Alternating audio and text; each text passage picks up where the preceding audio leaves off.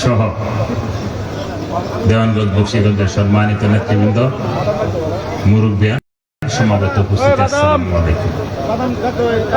আসলে সময় খুব কম, আমি বক্তব্য দিব না। কর্মী সমাবেশ সেখানে অবশ্যই একটা শৃঙ্খলা থাকতে হবে, যেটা আপনাদের মধ্যে আছে। আর একটু সুন্দর হলে আমাদের অতিথি সহ আমরা সবাই অনেক খুশি হতাম। আমরা জানি মিল্লাত ভাইয়ের এলাকা আরো সুশৃঙ্খল হওয়ার দরকার, আপনারা সুশৃঙ্খল হবেন। এখানে আমাদের এক বড় ভাই বলেছেন 31 দফা গ্রামে গঞ্জে প্রচার করতে হবে। সত্যিকার অর্থে আমরা যারা বিএনপির কর্মী আছি, আমরা কি 31 দফা সম্বন্ধে সমস্ত জানি?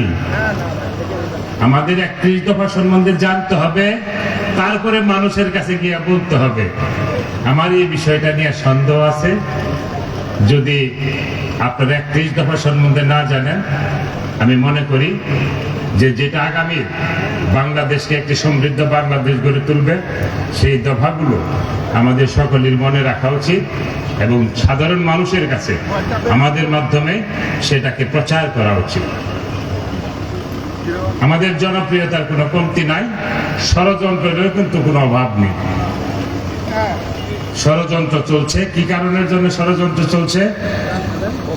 আমাদের নেত্রী, আমাদের মা বেগম খালেদা জিয়া দেশনেত্রী, উনি 17 বছর আন্দোলন সংগ্রাম করে, ওনার মতো কষ্ট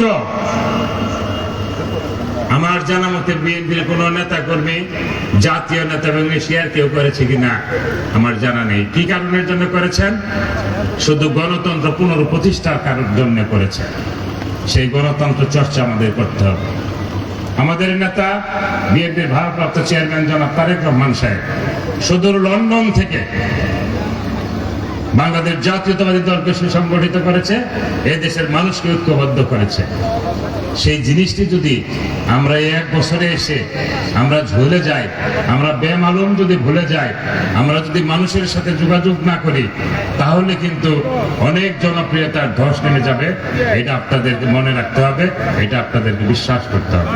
তাই আমি আর বক্তব্য না বাড়িয়ে আগামী দিনে বাংলাদেশ জাতীয়তাবাদী সমস্ত নেতা কর্মীকে 31 দফা এবং আমাদের নেতা যে চিন্তা চেতনা, আমাদের নেতার যে বক্তব্য, সেটা আপনাদেরকে ধারণ করতে হবে। আমাদের রাষ্ট্রপতি, প্রয়াত রাষ্ট্রপতি জিয়াউর রহমান সাহেব, ওনার ত্যাগের বিনিময়ে একটি নতুন বাংলাদেশ গঠিত হয়েছিল। সেই টাইমেও তারা ষড়যন্ত্র করে আমাদের নেতাকে হত্যা করেছে, শহীদ করেছেন। ষড়যন্ত্র অব্যাহত রয়েছে। বাংলাদেশ জাতীয়তাবাদী দল একটি বৃহৎ সংগঠন।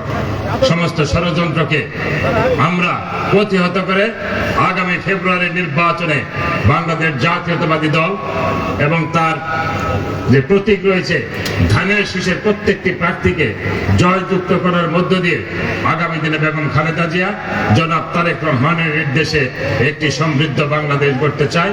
এই ব্যাপারে আমাদেরকে আরো ঐক্যবদ্ধ হতে হবে, আমাদেরকে আরো শক্তিশালী অবস্থান নিতে হবে, মানুষকে সংগঠিত করতে হবে।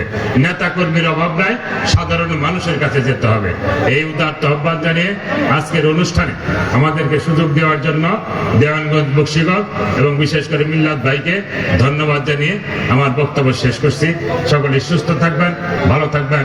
বাংলাদেশ জিন্দাবাদ, বাংলাদেশ জাতীয়তাবাদী দল জিন্দাবাদ, শহীদ জিয়া অমর হোক, খালেদা জিয়া জিন্দাবাদ, তারেক রহমান জিন্দাবাদ। যিনি 17 বছর আন্দোলন সংগ্রাম করেছেন, রেজভি ভাই, তার নেতৃত্বে আন্দোলন সংগ্রাম হয়েছে, তাকেও আমরা ধন্যবাদ, অভিনন্দন জানাই। আমাদের জামালপুরে আগমন উপলক্ষে সকলে সুস্থ থাকবেন, ভালো থাকবেন। আসসালামু আলাইকুম।